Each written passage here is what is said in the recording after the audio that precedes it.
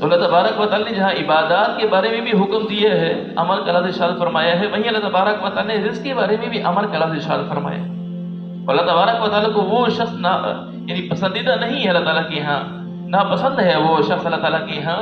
کہ جو سستی کرتا رہے اور وہ اللہ تبارک و تعالیٰ کے رزق کو تلاش نہ کرے، اس کو اللہ تعالیٰ پسند نہیں فرماتے۔ حدیث پاک میں اللہ کے نبی صلی اللہ علیہ وسلم ارشاد فرماتے ہیں ان اللہ یبغض الشاب الصحیح الفارغ او کما قال،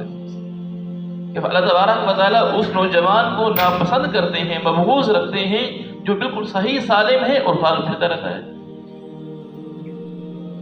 کہ اللہ تعالیٰ کے دیے ہوئے، اللہ تعالیٰ کے جو رزق مقدر اس میں ہے اس تلاش کرنے کے لیے یہ محنت نہیں کرتا ہے، مشقت نہیں اٹھاتا ہے۔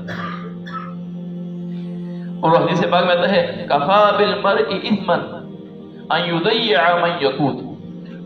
اللہ شاہ فرمایا کہ اللہ تبارک و تعالی یعنی آدمی کے گناہگار ہونے کے لیے اتنا ہی کافی ہے کہ یہ آدمی ان لوگوں کو ضائع کر دے جن کی روزی کا اللہ تبارک و تعالی نے اس کو ذمہ دار بنایا ہے،